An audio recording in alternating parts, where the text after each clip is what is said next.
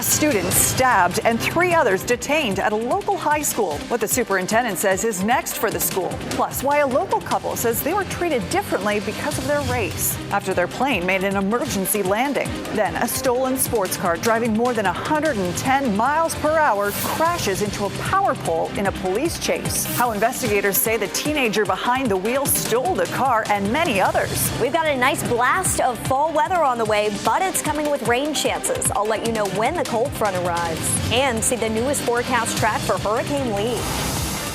Law enforcement in Durham, they want some answers. They want to know what led up to a fight that put a high school on lockdown today. Thanks for joining us. I'm Dan Haggerty. And I'm Ashley Rowe. Northern High School just opened last week. Now one of its students is in the hospital with stab wounds, and 3 have faced questioning in the case. WRAL's Aaron Thomas live there at Northern High School. Again, as Ashley just said, it just opened. And here we got some scary moments for everybody, students, staff, and families there. Aaron.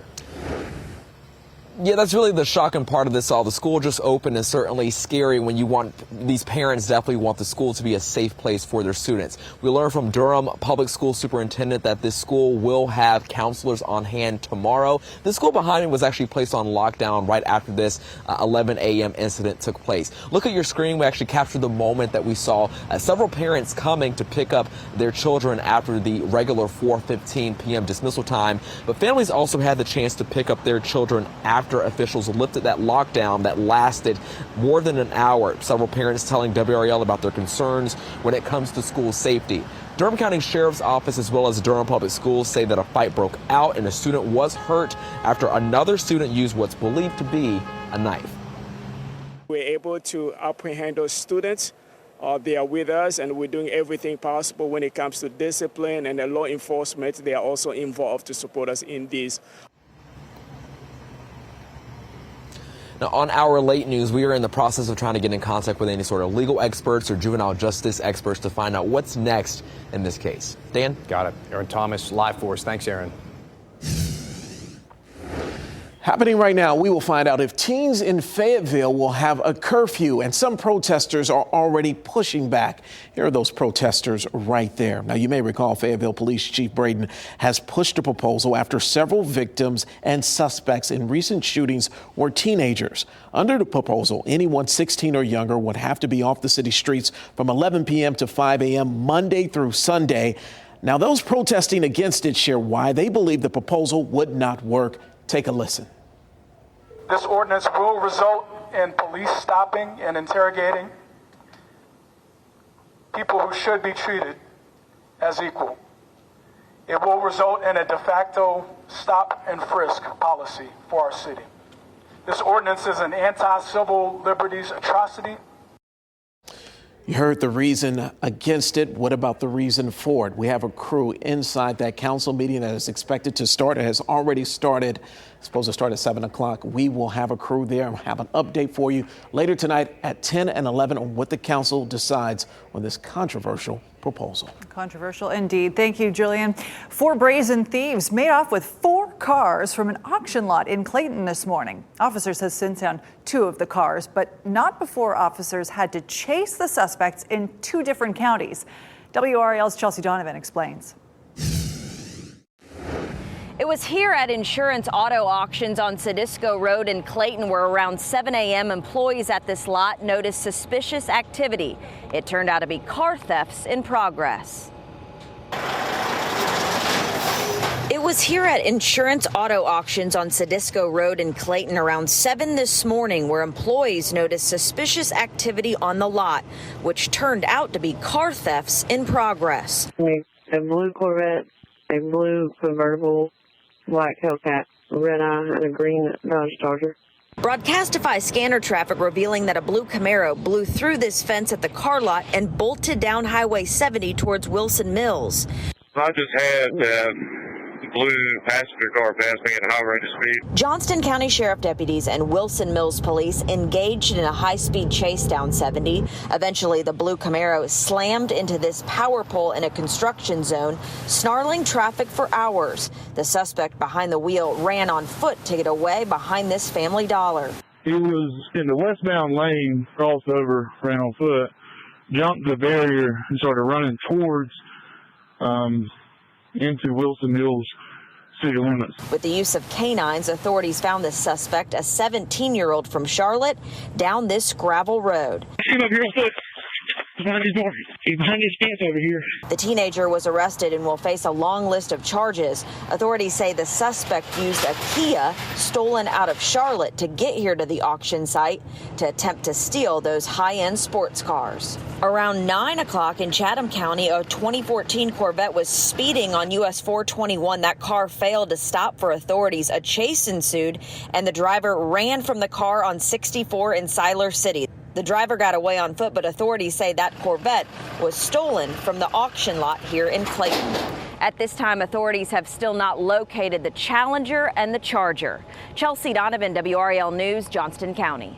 And a Walmart and an elementary school were put on lockdown for a short time after that chase in Siler City. So we have two hurricanes now swirling in the Atlantic tonight. Over here we have Hurricane Lee. Of course, we've been paying attention to this for a few days. This is a Category 3 currently. And over here we have Hurricane Margot. Now, Margot is not a threat to land, but parts of the East Coast are now included in the forecast track for Lee. So we should mention that. Meteorologist Kat Campbell joining us where it all stands at this point, Kat.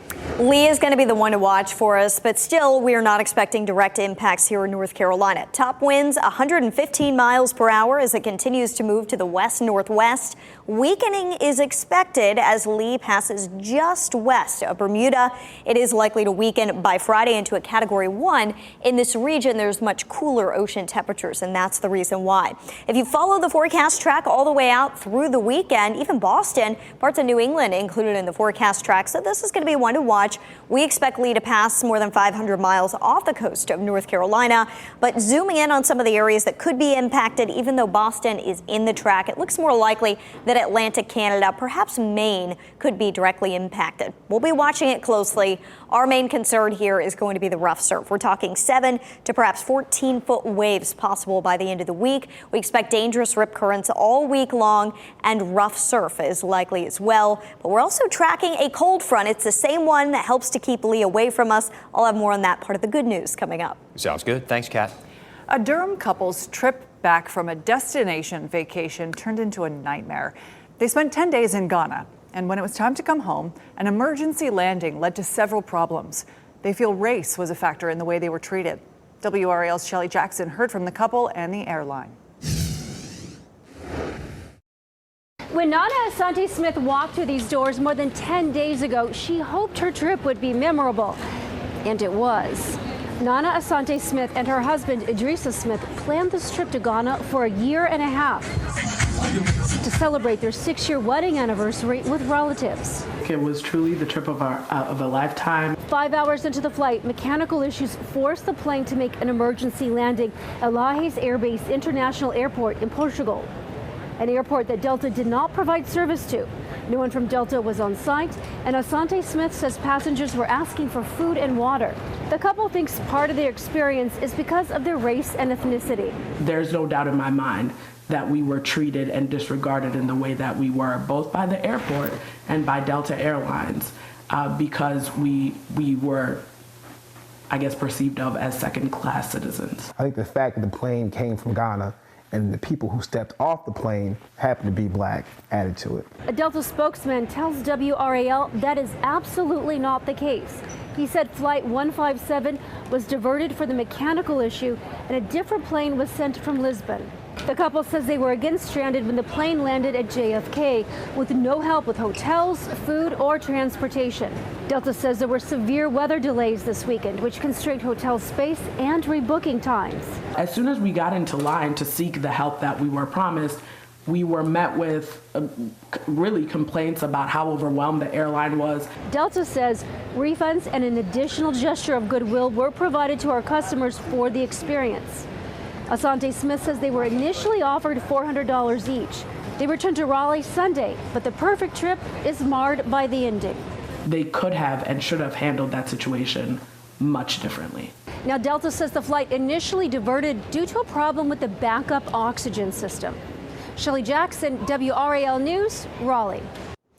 Let's talk curfews for a moment. As Julian was mentioning in the Live Center earlier, Fayetteville City Council is expected to vote on a curfew for kids and teenagers tonight. The rule says that they have to be kids back home by midnight on weekdays and 1 a.m. on weekends. But there is a lot to consider here. For instance, do curfews work? If they did work, do police even have the resources to enforce them? And what rights do people actually have when it comes to curfews? We're going to touch on that for just a moment. Cities, of course, have been passing curfew rules for decades now. In that time, lawsuits and court decisions have given us a better picture of what's actually legal. So let's go in depth.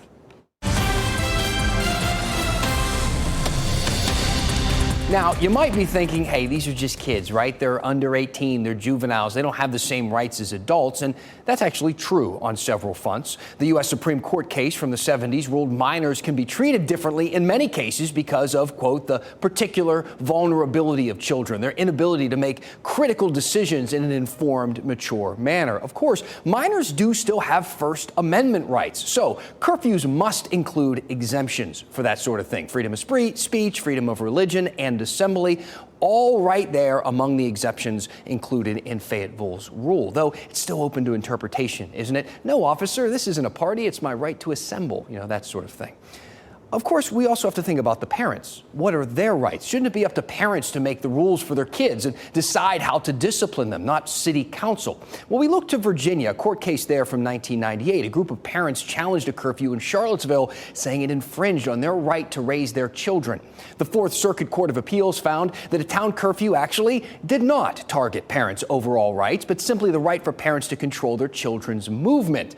The court ruled that right is not an intimate family decision that could be entitled to protection. Now, these are all cases from outside of our state. North Carolina, the courts here don't really have much history when it comes to youth curfews, but we do know state law allows them to exist. It says a county may be an appropriate ordinance impose a curfew on persons of any age less than 18. But that's about it. Even the U.S. Supreme Court, they haven't really taken up juvenile curfew laws before. The court had a chance in 1976, but they turned that case away. So there's still a lot of questions we don't know the answers to. How a curfew would impact the rights of an adult who, let's say, just looks young. What I mean is, can an officer stop and question a young-looking 20-year-old walking to work, for instance, just because they have a baby face?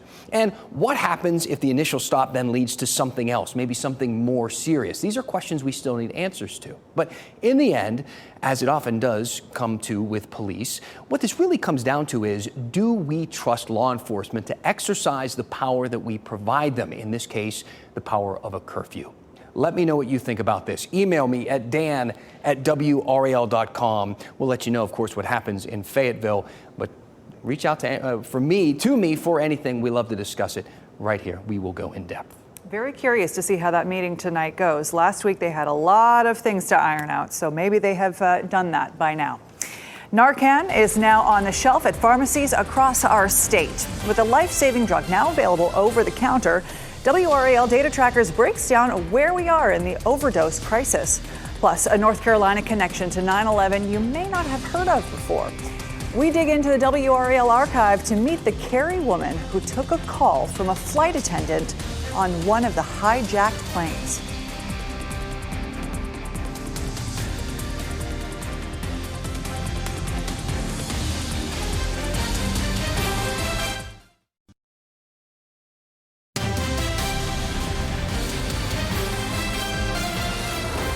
Narcan, the overdose reversal agent, is now available over the counter at pharmacies around the country. Our data trackers checked local pharmacies here and found them around the city. Some were already down to their last box. As Ali Ingersoll reports, this tool comes available as the overdose crisis worsens around the state.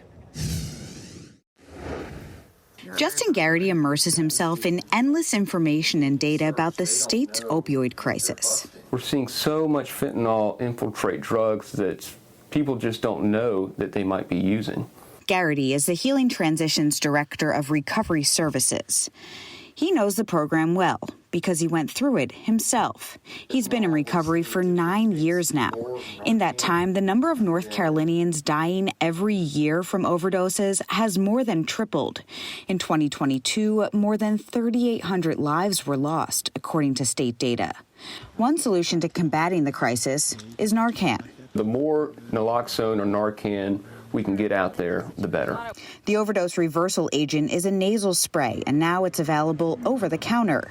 While the price has dropped in recent years to $45 a box, Garrity says that's still pretty steep and could create barriers to access. I'm a person in recovery, and when I was using, I wasn't going to pay $45 for anything if it wasn't kind of life-sustaining, either drugs or food.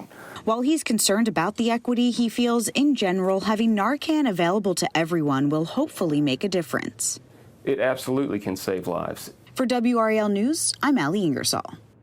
Focusing once again on the tropics, just as we're talking about Lee and all of the rip currents that it's going to cause along the North Carolina coast, there's now another tropical storm we have to worry about. Meteorologist Kat Campbell has been paying close attention to the tropics. Kat, what can you tell us? Well, there are 3 systems now that we're watching. You know, it is still around the peak of hurricane season. We just reached the peak, so we made it past, but we've got the second half of the season to go. Lee, a Category 3 hurricane, Margot, a Category 1 hurricane, and here's the next tropical system that we're going to need to watch. It's moving offshore off the coast of Africa and headed to the west-northwest. It's got about a 60% chance of developing. We'll get an updated number on that, though, at 8 o'clock. So check in with meteorologist Mike Mays tonight for that update. I put all the tracks on here so you can get a general gist of where everything's going. Lee remains more than 500 miles off the North Carolina coast. Very dangerous surf expected. Margot does not threaten any land, but it's still too early to really tell with this one with a 60% chance of developing. Model plots are all over the place. So we need to let it develop first. Once a tropical system actually develops, then it's got a center, and we can put that data into the models, and we'll get a much better idea of where it's going. Right now, there's no real center to model where it could be headed. Our WRAL Weather Watcher photo today, a beautiful shot from Topsail Beach. Rough surf's going to be picking up at our coast. As I mentioned, we could see some 7 to 14-foot waves by the end of the week. So if you are headed east to the beach, it's going to look beautiful, but please admire it from the sand if the red flags are flying. And boy, what a beautiful sunset in Beaufort tonight. Not seeing any boats going by looking at the sunset, but hopefully there's some people standing on the dock checking it out. We have seen a couple of showers pop up, mainly toward Northampton County. Just a few spotty showers. Most of this is ground clutter that you are seeing on the radar right now. Tomorrow, the radar should be more active, though, at this time. It's about a 30% chance, at relatively low chances, lunchtime into the early afternoon. Scattered thunderstorms possible 4 o'clock through 9 o'clock is when we've got about a 40% chance for storms. But with the cold front actually moving in tomorrow night, there's a chance that we could actually see increasing rain chances at night. It's all due to this cold front that is going to be pushing into the area. It takes a couple of days to pass, so it's going to slowly move through from west to east tomorrow through Wednesday. Wednesday, the bulk of the storms may end up being in the eastern half of the state, though, as it slowly slides to the east. And it'll bring some rain with it, but behind the front, it's less hot, and the key here is less humid. That's going to give us a little taste of fall. I mentioned less humid. Let's talk about the dew points. This is what really gives us that crisp feel to the air. We're going to see it's still pretty muggy air through Wednesday, but we transition to that crisp fall air by Thursday, especially Friday and Saturday, though, with dew points in the upper 40s to lower 50s. It is going to be feeling great outside. Fall lovers, we got some nice weather coming your way, but if you're not a fan of the cooler weather, it's still going to be fairly warm during the afternoon. Not quite to full-on sweater weather just yet. High temperatures in the upper 70s to lower 80s, but in the evenings, mornings, low temperatures falling into the 50s. It's going to be comfortably cooler outside. Yes, we'll love those crisp mornings. Thank you, Kat. Today, we honor the lives of the people killed on this day 22 years ago. Every year on 9/11, we remember their sacrifices and their stories.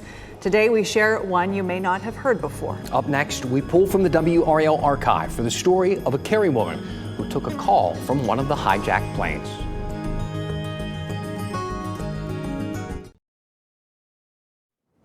22 years since 2,977 people lost their lives. 22 years since our world changed forever. Today, we remember the 9/11 terrorist attack on the World Trade Center. All day, we've seen ceremonies and memorials across our state and country honoring the heroes and innocent people who were killed. We also honor the survivors and the many first responders who served that day and in the aftermath. 3 are now Wake County Sheriff's Office employees. Bailiff Michael Jarcola helped on the bucket brigade, sifting through rubble at Ground Zero. Deputy Peter Gonzalez helped secure a staging area for responders and resources. Deputy John Donnelly was on the team that secured a crime scene at a hotel where one of the terrorists was staying. We also remember how that day is directly connected to our area. Few know the story, though, of Vanessa Minter. In 2001, she was taking reservations for American Airlines at a call center in Cary. On September 11th, she got a call from Betty Ong, one of the flight attendants on Flight 11. Her call to Minter in Cary was the first alert to authorities that something was terribly wrong. Ong died later that day. WRAL spoke to Minter several years ago. We went into the WRAL archive to hear what Minter said about that harrowing call. First thing out of her mouth was, "I think we're being hijacked." She pretty much let us know that they were in the cockpit within minutes after they took off. Why was I the last person she spoke to? Why not her sister or her mother or her father? Somebody that could help her get through this. It was just, I couldn't make it right. It's something that I deal with. It's not that I dwell on it every day, but when you see it, you immediately go back into it. It's just something that will always be there. And I'm sure it still rings just as strongly as it did back when we did that interview the first time. Minter's supervisor, Nadia Gonzalez, eventually took over the call. It would be 4 o'clock in the afternoon before Minter found out what really happened. Just incredible. So many of us have a personal connection to that day, a very unique and difficult connection for that woman. Remarkable stories being told. Thank you for making WRAL your choice for local news. Our next newscast is at 10 o'clock on Fox 50 and 11 on WRAL. Have a great night.